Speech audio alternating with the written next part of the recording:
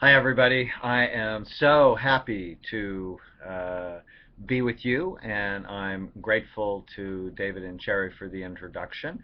And I'm going to talk about uh, my new book, Change Your Brain, Change Your Body, and our work over the last couple of years in using your brain to get really healthy, to not only lose weight, but to be uh, smarter and happier at the same time. So we're going to talk about 7 very simple steps to live longer, look younger, be thinner. And I'm not kidding when I say decrease your risk for Alzheimer's disease, depression, heart disease, cancer, and diabetes. In the new book, Change Your Brain, Change Your Body, I talk about using your brain to enhance the health of your heart, your skin, your energy, your sleep, your sexual function, memory, and weight. It's really about my work over the last 30 years in mind body medicine. In fact, I met David recently at Oral Roberts University, where we both went. I was giving a seminar to educators, and it's really where I learned the seeds of whole person medicine. And so I really loved writing this book because it's what I have thought about and believed for a long time. But what it seems like most people want from this book is how to lose 10 pounds. And and I say that's not the purpose of this book. You will lose 10 pounds if you do the things that I talk about, but it's important to get control of your brain and your body for the rest of your life if you want to be healthy for a long time. So I decided to focus my latest public television show on weight. And I have a new book coming out early next year that's really focused on weight. Because being overweight increases your risk for depression, suicide in teenagers, Alzheimer's disease, heart disease, cancer, diabetes, and did you know a smaller brain? There are about 8 studies now that show as your weight goes up, the actual physical size of your brain goes down. Now, I don't know about you, but that would horrify me. In fact, when I read that first study from the University of Pittsburgh, I lost 20 pounds because in my line of work, it just doesn't work for me to have a smaller brain. And, I was on a plane recently and I was thinking about this. The person next to me was about 400 pounds. And this is going to sound terrible, but this is what I thought. I'm like, this is a dinosaur syndrome. Big body, small brain, you die early, you get extinct. So you want to avoid the dinosaur syndrome. So let's talk about how to do that. And the first step is to boost your brain to lose your belly. Why? It's your brain that pushes you away from the table telling you that you've had enough, or it is your brain that gives you permission to have the third bowl of ice cream that makes you look and feel like a blob. If you want a better body, the first place to always start is by having a better brain. Stapling your stomach is probably working on the wrong organ. And our work at the Amen Clinics, we do a study called brain SPECT imaging, and SPECT looks at blood flow and activity patterns. It looks at how your brain works. And here on the screen you can see a SPECT scan. Here we're looking underneath the brain, where the top is the front part of the brain, the bottom is the back. Then you can see both of the sides.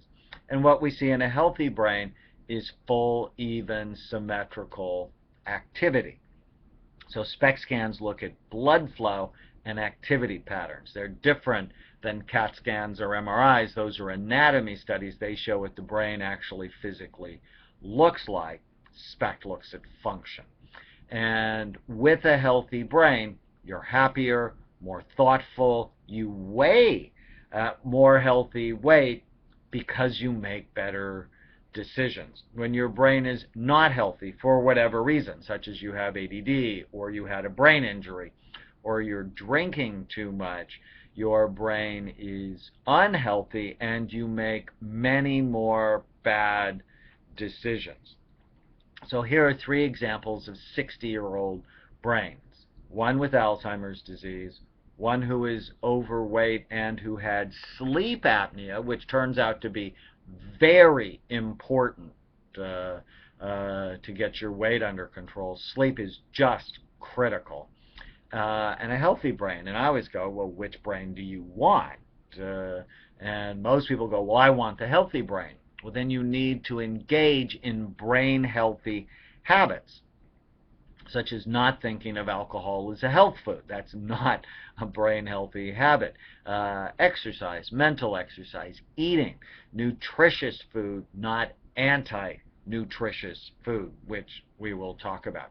So the first way to get your body under control is really to fall in love with the health of your brain. I always call it getting brain envy. You know, you just got to want to have a better brain, and then you have to act in a way that gets you a better brain. We'll talk more about that. The second step to getting healthy is, in order for you to consistently make the right decisions about food, you must have a burning desire to be healthy. Why do you care? It's very important to answer that question. And for me personally, I care because I have a family that I love and I have work that I'm passionate about. So, I have a beautiful wife who's my best friend. I have 4 great kids, and I have a new grandson, Elias. In fact, it was my birthday yesterday, and Elias and I hung out at Disneyland. And there's just nothing more special than putting a 1-year-old on your lap going through It's a Small World. I mean, we just had such a wonderful time. And the day Elias was born, I thought about my own grandfather all day long. Actually named after him, and he was my best friend growing up. So I know how important grandparents can be, and I want to be healthy and here so that I can watch him grow up and I can be an active part in that. It means a lot to me, which means I need to be healthy. My grandfather had his first heart attack at 49, and his second heart attack took him away from me way too early. So it's very important to really understand your motivation, or food will control you. Did you know that certain foods that are filled with fat, sugar, and salt actually work on the heroin or morphine centers of your brain, and they can be totally addictive? And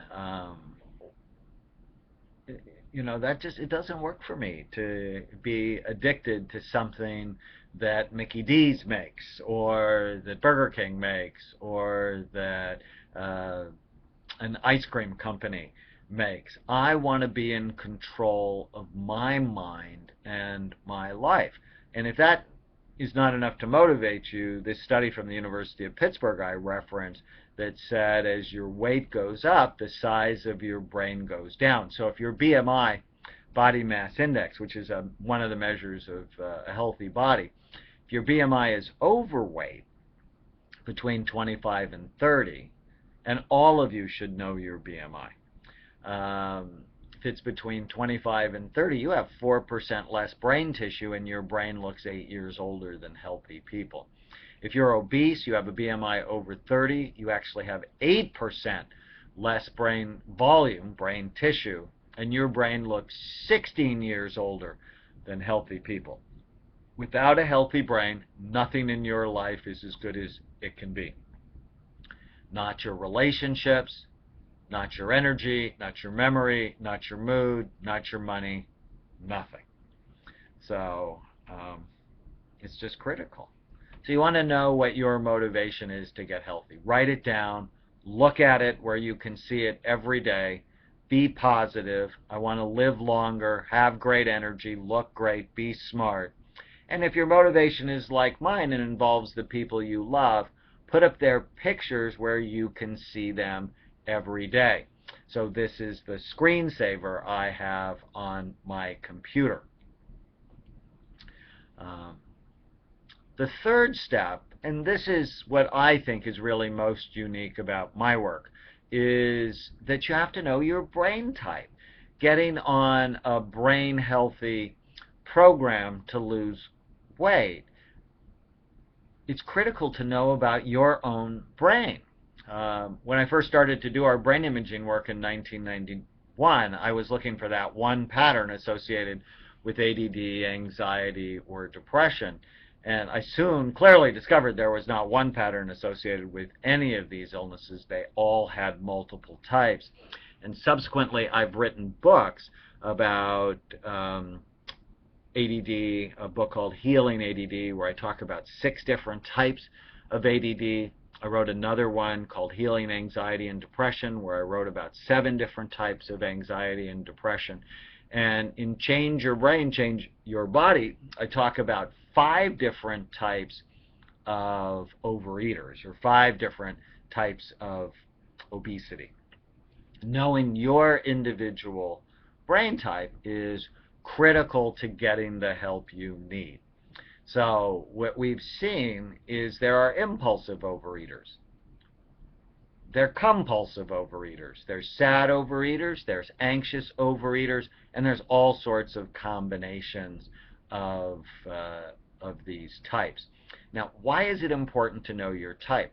Because certain foods and certain supplements, certain medications work for some people and they make other people worse. So for example, if you go on the Atkins diet, high protein, low carbohydrate diet, it's a focused diet. It'll help you concentrate better, and I often will use a healthier version of that diet with my ADD folks. But if I put that same diet, give it to someone who has OCD, or obsessive compulsive tendencies, they will concentrate better on the things that really bother them. And you can go on the wrong diet and actually become mean, angry, irritable, and get divorced. So it's very important to know your type. So let me just quickly go through some of the types. I talk about them at great length in the book. So the first type is the compulsive overeater. People who get stuck on the thought of food, feel compulsively driven to eat. They feel like they have no control. There often are nighttime eaters because they worry and they have trouble sleeping. Our scans show too much activity in the front part of their brains. So this is what we call the active view of a SPECT scan, where blue is average activity and red is the top 15%. What we typically see in a healthy scan is the back part of the brain is active and everything else is relatively quiet. In our compulsive people, they're what we call hyperfrontal because they have too much activity in the front part of their brain. And you don't want to stimulate these people. When these people go on green tea or stimulants like phentermine to lose weight, they usually get mean and irritable. How we help them is we boost serotonin in their brain. And you can do that with exercise. Actually, exercise helps all of these types. But you could also do it with certain supplements like 5-HTP or inositol, which is a B vitamin, and saffron.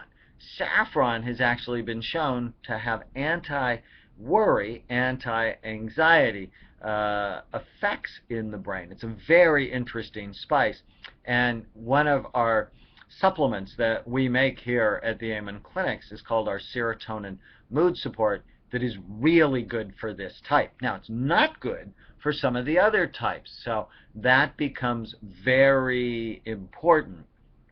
And on our website today at amenclinics.com, you can actually take a type-specific test to learn about what type you have. Type 2 is the impulsive overeater. These are people who have poor impulse control. They get easily distracted. They usually have low activity in their prefrontal cortex, which is the brain's brake, and that's often associated with ADD symptoms, or attention deficit hyperactivity. Attention deficit and this type of impulsive overeater is associated with low dopamine levels. Symptomatically, what we see is these folks have short attention span, they get distracted easily, they tend to be disorganized, impulsive, and did you know ADD nearly doubles the risk for obesity? And so often these people, throughout their lives, people have said, try harder. If only you tried harder, you'd do better. Well, what we have found is, in fact, the harder they try, the worse it gets. So here are two SPECT scans, one at rest on the left, one when the same person does a concentration task. You can see those big holes in the top or the front part of the brain. And what happens is when they try to concentrate, their brain deactivates.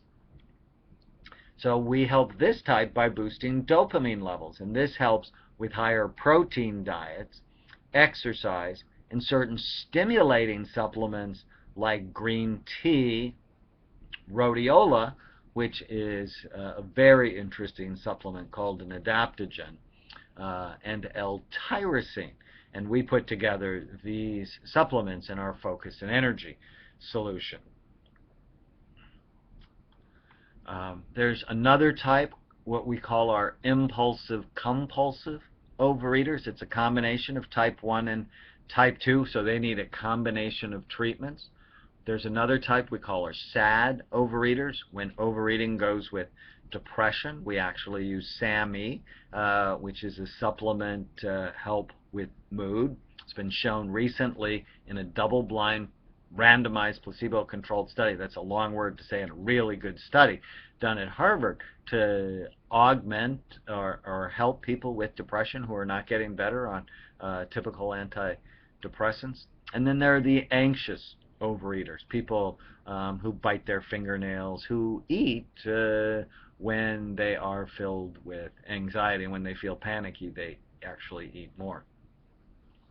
The next step in a brain healthy weight loss program is getting your cravings under control. And I love this because when I got my cravings under control, it just made a huge difference in losing weight and keeping it off for me. So how do you get your cravings under control from a brain science perspective? You keep your blood sugar balanced. Right? Why? Because as blood sugar levels go low, the blood flow to your brain goes low, and you make more bad decisions and you have poor impulse control. So how do you maintain a healthy blood sugar level? Chromium and alpha lipoic acid are two supplements that help. We actually have a craving control formula. It's our #1 most popular formula, as you can imagine, because being overweight or obese affects 67% of the population. And in it, we have chromium, alpha lipoic acid. We also have N-acetylcysteine, which is a very powerful antioxidant that helps cut down on obsessive behaviors. And we have something called DL-phenylalanine that boosts norepinephrine in the brain, that helps calm down appetite. And it has just a little tiny bit of chocolate. Now, you can't taste it, but chocolate has been shown to decrease appetite.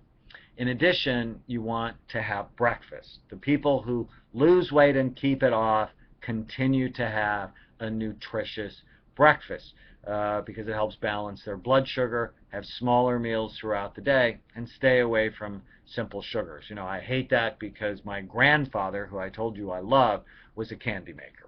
I mean, he was like a real candy maker. He had his own candy store on Wilshire Boulevard in Los Angeles, and so candy for me was a mood food.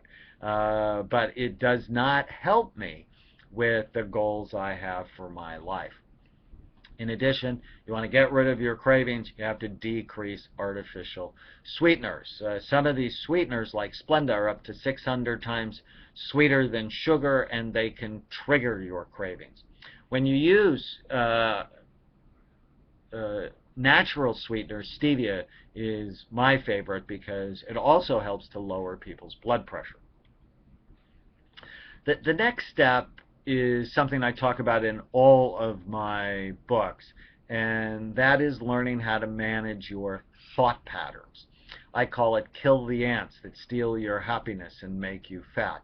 ANT stands for automatic negative thoughts, the thoughts that come into your mind automatically and ruin your day. And what they should have taught you in 3rd grade is that you do not have to believe every stupid thought you have.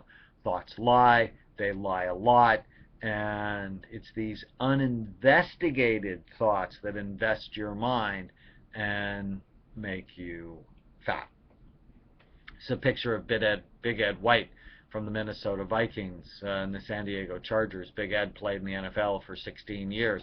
We're in the middle of a very large NFL study where we have now scanned 103 former NFL players, and what we found was 48% of our players were obese.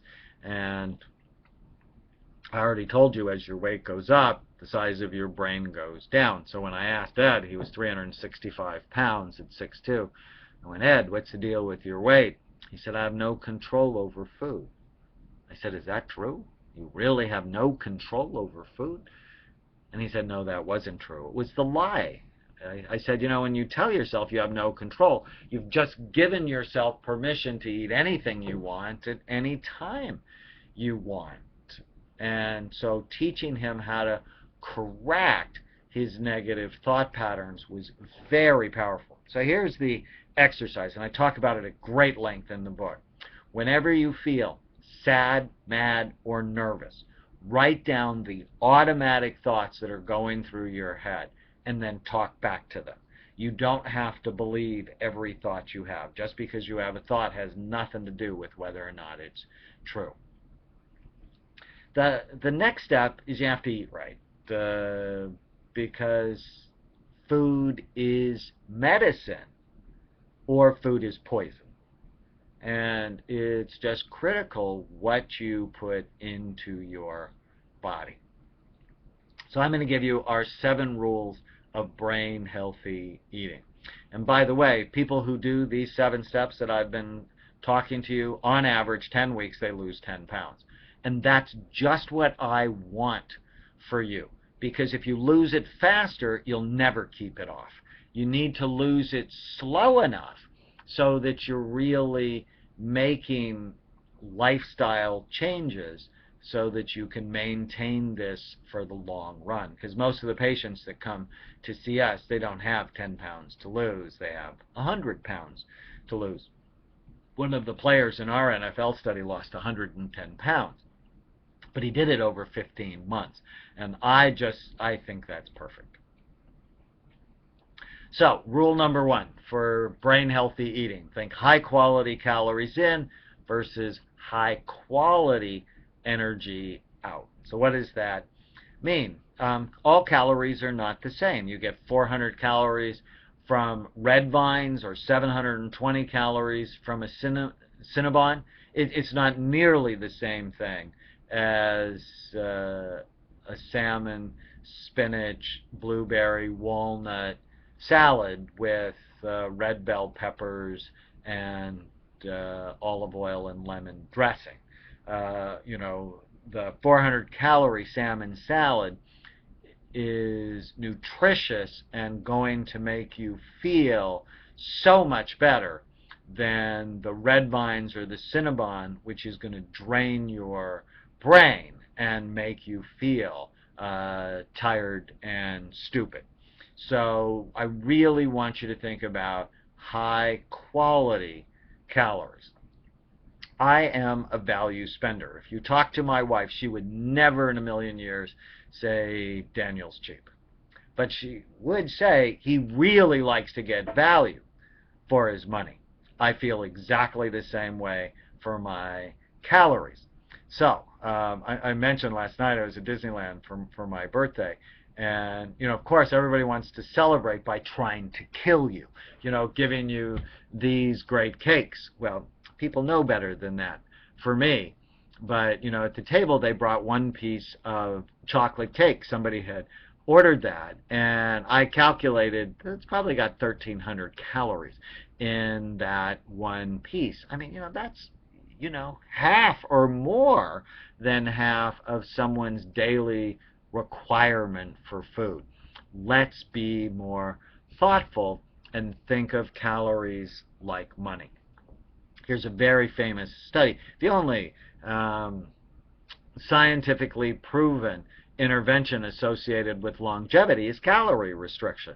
And there's this great study out of the University of Wisconsin where they let one group of rhesus monkeys eat anything they wanted, and another group ate 30% less. So it was really managed. Their calories were managed. And the monkeys who ate less had dramatically lower rates of heart disease and cancer, no incidence of diabetes compared to the other monkeys that had diabetes, cancer, heart disease, and died early. So, I always ask my patients, are you suicidal? And they look at me like, well, of course not, unless that's why they came to see us. And I said, but your behavior indicates that you don't want to live long. So through your behavior, you have to ask yourself, am I suicidal? Am I really trying to get out of life early? Or am I making good decisions because you love your life? I mean, I love my life, and I want to be here for as long as possible, as long as I have a great quality of life. Well, that directly is related to the decisions that I make in my life. The second principle of brain healthy eating is you have to drink water. Why? 80% of your brain is water. But you want to stay away from things that dehydrate you, like too much caffeine or much alcohol, and do not drink your calories. People tend not to count the calories that they drink. I love this poster. I got permission from the New York Department of Public Health. It says, are you pouring on the pound? So you can see this soda going into the glass of ice, turning into fat. And I went, yuck. And it says, don't drink yourself fat. On average, Americans in 1982 drank 225 calories a day. Today, we drink over 450 calories a day, and most people don't count the calories they drink. Those extra 225 calories a day will put 23 pounds of fat a year on your body.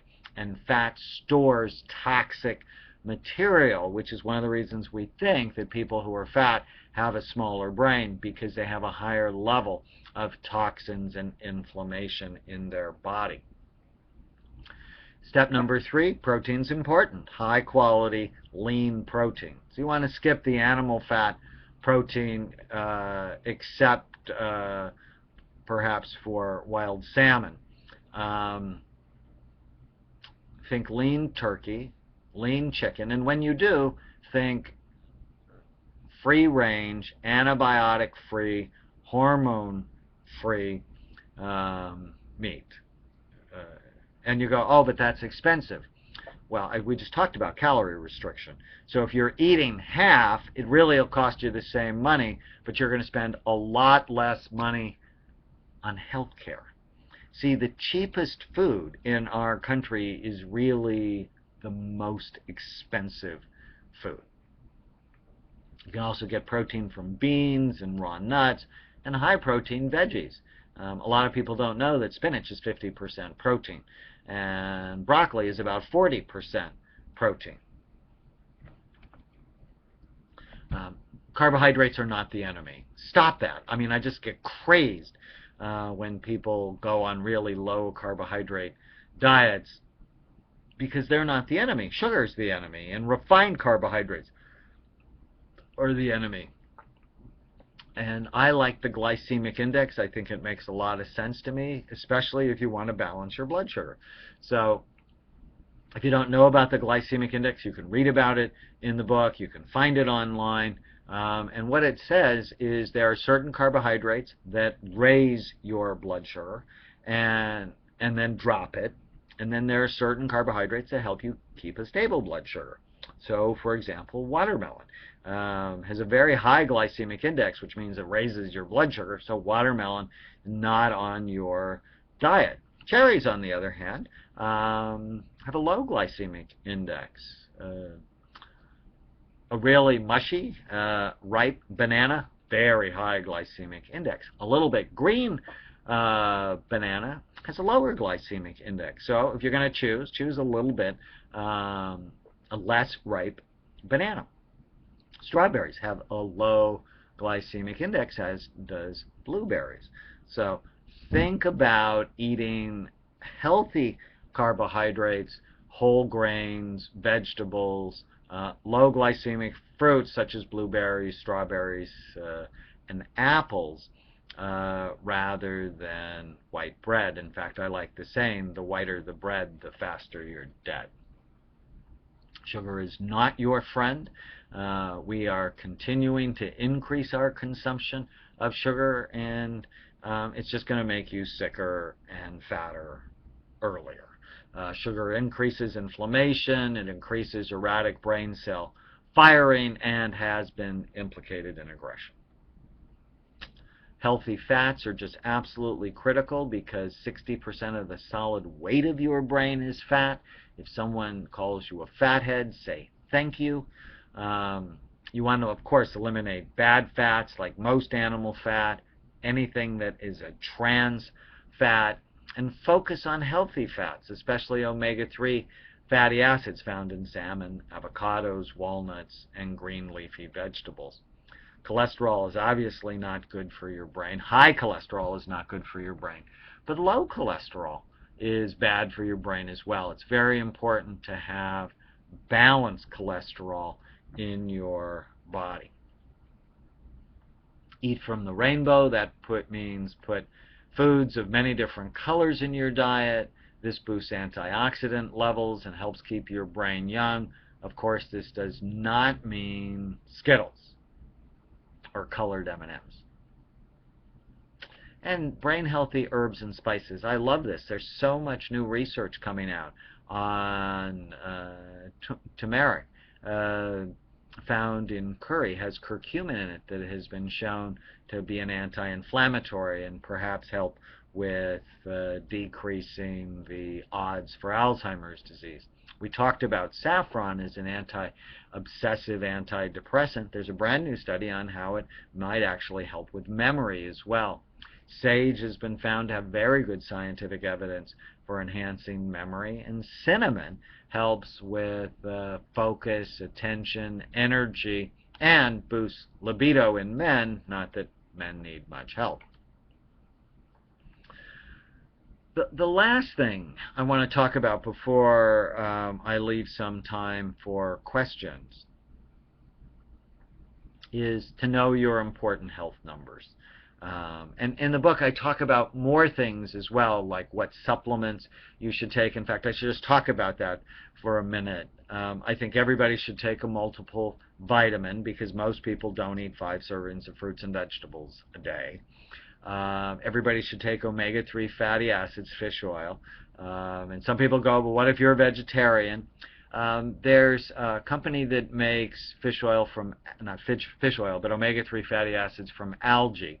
But it's the only one that actually has a high enough level of DHA, one of the major components of fish oil that is good for your brain. And if it doesn't have a high level of DHA, it's not doing you as much benefit as fish oil. And vitamin D, it's just critical, and we'll talk more about that in just a minute. And then a craving control supplement, if that's one of your issues, and then supplements geared toward your individual brain type. Okay, so know your important numbers. Know your body mass index. You can get on our website today, and we have a BMI calculator. Where's your BMI, and why should you know? Because it helps you stop lying to yourself. You need to know about calories. How many do you require and how many do you actually eat? Stop thinking calories don't count. They absolutely do. I just think to myself, I mean, you know, these people are just psychotic. If you don't think calories count, if you eat more calories than you burn, you get fat. So you need to be a value spender when it comes to your calories. So for an example, I never let people put salad dressing on my salad. I want to be the ones that control, because the salad can be very healthy, and then you can completely ruin the benefit of it by loading on 4, 5, 6, 800 calories of dressing. So it's just a very simple thing you can do. In the book, we actually talk about 100 ways to lose your blubber, that being one of them. Other important numbers to know, I want you to know your vitamin D level. So D like dog. Low levels of vitamin D have been associated with MS, heart disease, cancer, diabetes, obesity, depression, and Alzheimer's disease. 2/3 of our country, same number that's estimated to be overweight, 2/3 are low in vitamin D. You should check your level, and normal is between 30 and 100, but I think you should be between 70 and 100. And how would you know unless you actually checked your level? Tell your doctor, I want you to order a vitamin D level on me. The test is called 25-hydroxy vitamin D, and take vitamin D3 if your levels are low. And it's critical to start today. So many people, the word is always tomorrow. I'll start tomorrow. I'll start Monday. I'll start after Christmas. And what I'm so proud at the Amen Clinics, we started our first weight loss group December 1st a few years ago, and the week of Christmas, our participants lost 2.8 pounds on average. I was so excited for them, because usually people gain weight through the holidays. You don't have to if you make better decisions. Why are you going to put yourself through the suffering of having to lose it? Can't you get joy from other things besides food? Although I have to tell you, with Change Your Brain, Change Your Body came a new cookbook, Change Your Brain, Change Your Body cookbook, that my wife designed. And I have to tell you, eating from the cookbook, there's 60 brain healthy recipes, breakfast, lunch, dinner, snacks, and so on. I never ate so well.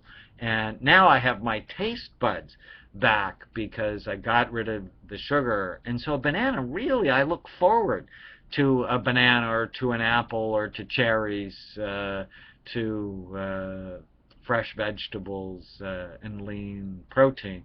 And my favorite recipes in the cookbook are the soups. There's a sweet potato soup recipe. There's a salmon curry chowder recipe.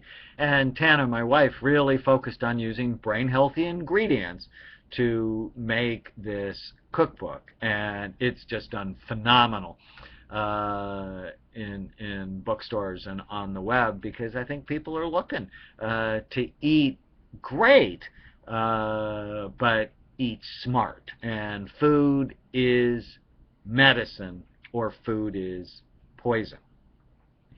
So I closed the webinar, and I closed my show by talking about how important it is to start today. You know, I think of my motivation every single day. This is my grandfather with me, and I just loved him. And the day he died was the worst day of my life. And when I think about the decisions he could have made differently if he would have been educated, if he would have known, then I could have had him around in a healthy way for much longer. And I'm committed to doing that for my grandson, Elias, who, you know, like many grandparents, he's the joy of my life. My daughter's pregnant with baby number 2, and I have work I love. I have family that I love. What's your motivation? It's critical to get healthy so that you can do the work you love and be with the people you love for as long as possible. Just think about all the fries you had last year, all the cookies and all the candy and all the ice cream and all the cake, pile them in a big pile, and then compare that to the fat on your body and how that makes you feel, and your health and your loved ones. Another reason to get really healthy is if you're overweight, you're modeling that same behavior from your children, for your children. So many people say, oh, well, I'm fat because it's my genetics. Well, guess what? My genetics say I should be fat too. I have a brother that's 150 pounds overweight. I have a lot of fat people in my family. It horrifies me. It's not our genes that made us fat. It's our behavior that triggered the genes that caused us to lose control. So I actually had the gene test, and my genetic test said I had a 65% chance of being obese. And I'm not, because I think about being healthy because I don't want the same problems. I mean, I play tennis all the time. My brother can't play tennis because his knees hurt so bad. Think about the reasons to be healthy, then use these brain healthy strategies. So start today, not tomorrow, which is something you've been telling yourself for decades. Okay, well, I see we have about 8 minutes. Let me work on answering some questions for everybody.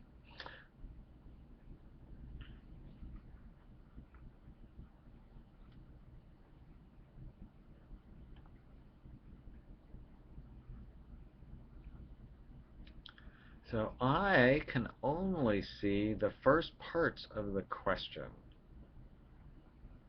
And there are all sorts of questions. So let's see. Maybe I need to click on them. Can the brain regenerate if one loses weight? We think the answer is yes. We are in the middle of this huge NFL study.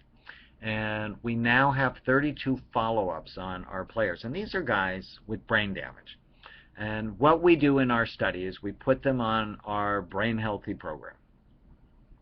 We then put them on a very special supplement I designed to help brain recovery. It's called Brain and Memory Power Boost.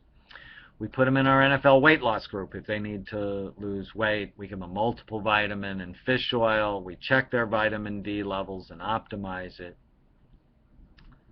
And out of the 32, about 80% show improvement in cognitive scoring and in their brain scans. It's just the most exciting thing that we have seen. So I would say yes, but the sooner you do it, the better. Another question is about the SPECT scans that we do at the Amen clinics. Can they be done in England? Well, I know they have the technology. I just don't know anyone that does them for the kinds of reasons we do. And in our Reston, Virginia clinic, which is a suburb of Washington, D.C., we see many people from the UK. Someone asked about the cost of an evaluation at our clinic. It's $3,375. It includes 2 SPECT scans. It includes a long history, the first meeting with the doctor, which is about an hour and a half, and the first follow-up visit. So we think it's a great value to really understand your brain, and then with that we make comprehensive treatment families. Another question is, I've had a number of head injuries in my lifetime, mostly in the forehead, and that can be a problem because you damage the prefrontal cortex. That's the front third of your brain. Well, it's involved in forethought, judgment, impulse control, organization, planning, learning from the mistakes that you make, empathy. And if you hurt it, you're more likely to have trouble with mood and memory and alcohol, work-related problems, family problems, and your weight.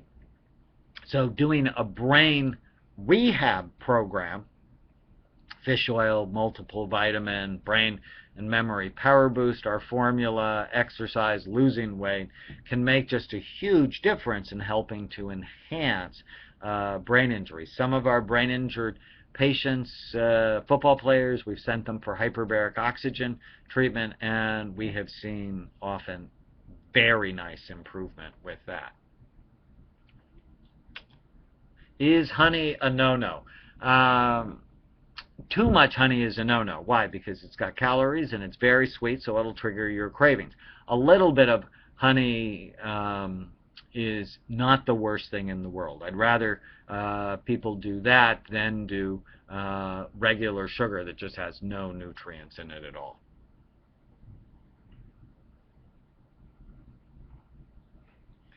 Someone is a hypnotherapist in Long Beach and became diabetic free from reading my book. I'm so excited. Thank you for sharing that.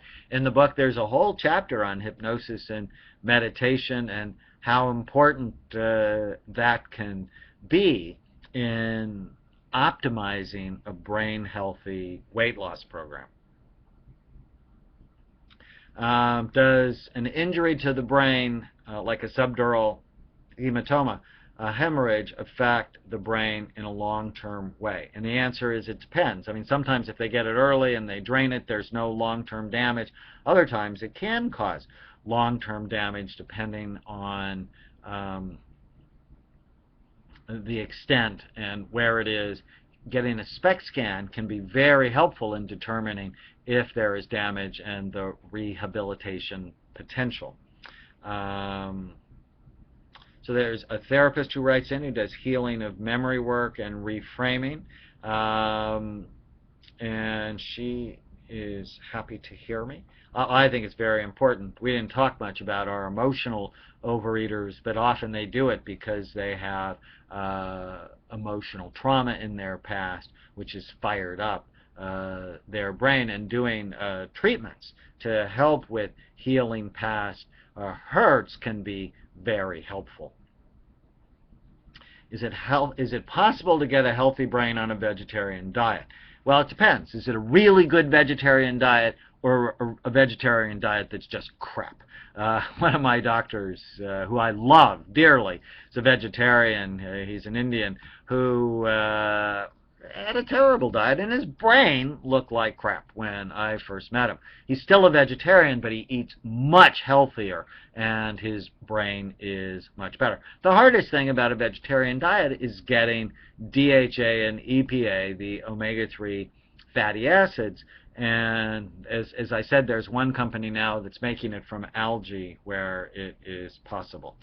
My opinion on alcohol is less is better. Alcohol is not a health food. There are other ways to get the health benefits that come from resveratrol with alcohol without having to poison your brain. And it's just about that time where I have to sign off, but it has been great fun for me, and I'm so excited that so many people signed up for the webinar. The thing that drives my life, besides my family, has been our neuroscience work, our brain work, where we have discovered that you really can, if you focus on it, change your brain, change your body, and change your life. Thank you so much.